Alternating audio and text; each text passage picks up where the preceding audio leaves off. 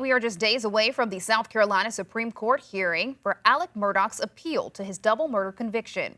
A jury found him guilty nearly 3 years ago of killing his wife Maggie and his son Paul Murdaugh. The long-lasting legal proceedings like these can be difficult for families of the victims to endure. News 19's Taylor Richardson sat down with a South Carolina victim advocate to talk about what families of the victims may be going through during this time.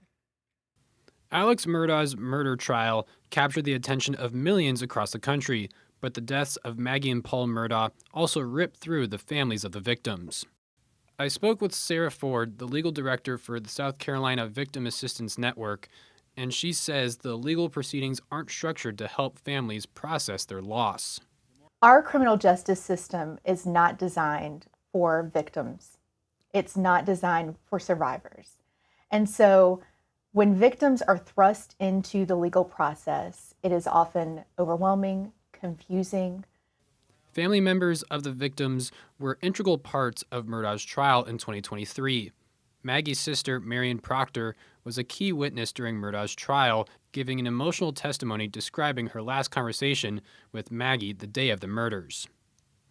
You encouraged her to go to Mosa? I did. Was that the last time you talked to her? Yes. Proctor, during her testimony, also described a conversation she had with Alex days after the murders. He said that his number one goal was clearing Paul's name. And I thought that was so strange because my number one goal was to find out who killed my sister and Paul. Paul's brother and Maggie's son, Buster, also took the stand.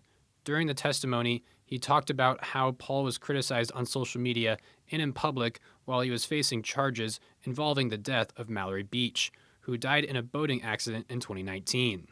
Yeah, he was definitely being bullied on social media. Just people sending random messages, and I would talk to him. I know a lot of times he'd be walking down the sidewalk and, a car comes by and they would yell.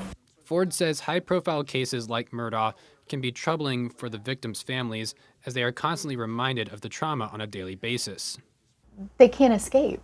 They open up social media, they turn on the news, they're looking for, what's the snowfall going to be this weekend, and, they see the perpetrator's face. Ford also described how the crimes being family against family also makes the victims' loved ones more on edge and unsure of who they can trust. They don't know who they can rely on for support, and it's just a very lonely. Despite the result of the upcoming appeal, Ford says the trauma the murders have caused never goes away from families who have lost a loved one.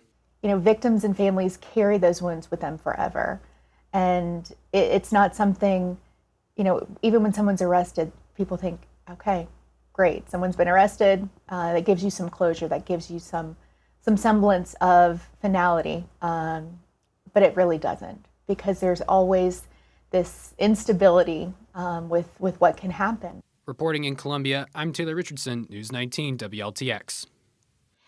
And of course, WLTX has you covered February 11th, right before oral arguments begin. So starting at 7 o'clock in the morning on WLTX Plus, criminal defense experts will be live in the studio and throughout the day, breaking down all the key components inside the Supreme Court and, of course, keeping you updated on what to expect next.